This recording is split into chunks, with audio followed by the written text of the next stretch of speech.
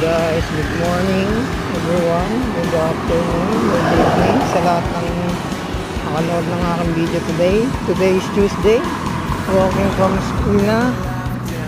Inaantay na ako ng kasama ko dun sa bus station. Samahan nyo ako guys, lakarin natin to. Morning exercise na rin to guys, kasi nga lakad lang papunta sa bus station. Doon tayo dadaan. Yan.